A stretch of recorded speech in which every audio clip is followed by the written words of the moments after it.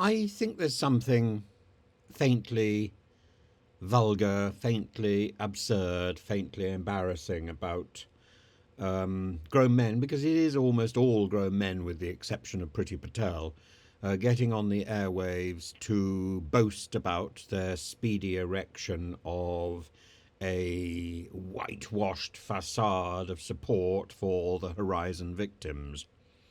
And they're almost all politicians, with the exception of Nigel Farage, who is, a triumphant politician in anything but name. And they're all at it. They're all, well, actually, there's Danny Finkelstein as well, who's at it, but he's a former speechwriter for David Cameron, so he's a politician in all but in all but reality. He's at least the mouth of a politician, the person with the pen who put the words into the mouth of David Cameron. And there he is in the Times, rattling on about how Sir Ed Davey should resign. Well, Sir Ed Davey probably should.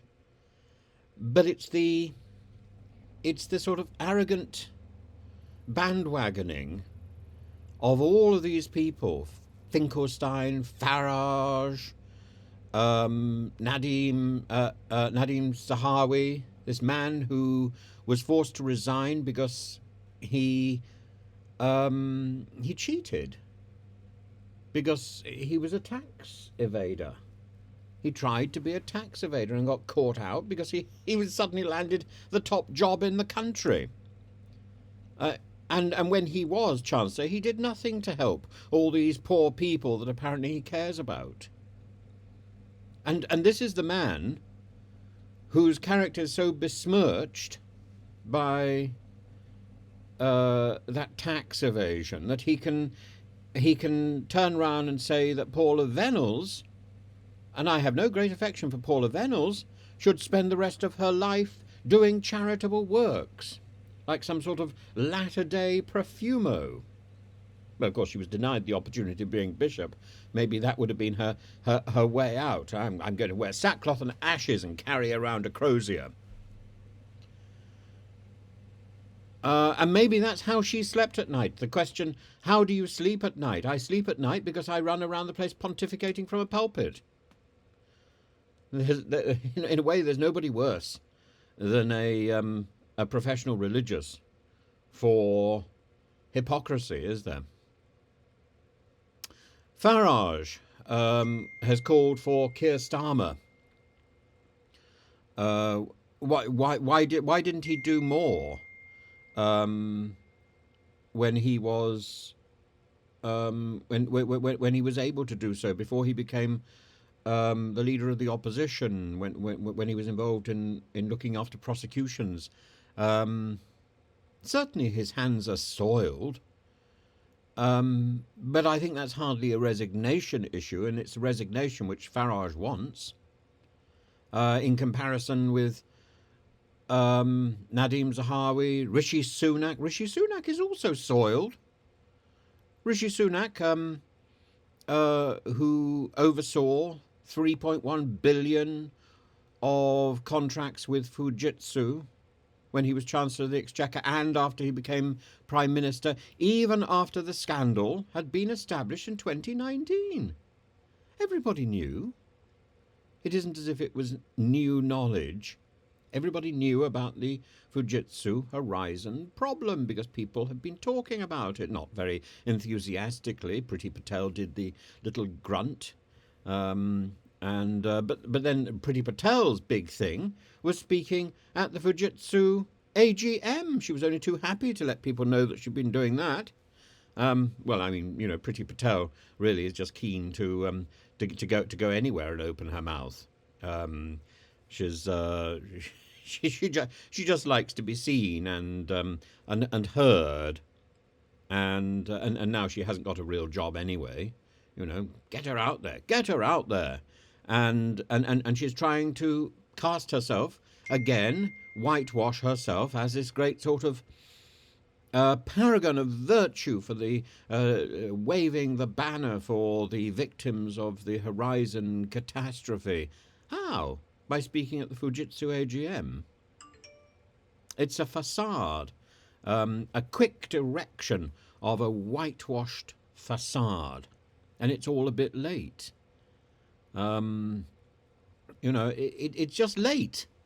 It's just late, and it's not very believable. I don't believe there's anything behind this erection. I believe this is fake. I believe this is bandwagoning. And there's evidence of racism because a disproportionate number of the people who were postmasters, postmistresses were Asian. They were denied a voice. They were denied integrity. They were treated like dirt. We saw some of this even in the Mr. Bates versus the post office. Now, 14.8 million viewers on ITVX, a spectacular show for a show, spectacular, and it seems to be teaching us a lesson that we shouldn't be putting our hope in these big organisations that look spectacular simply because they've got CBE all over the place. All these big people with honours, but an honour does not make the man, and the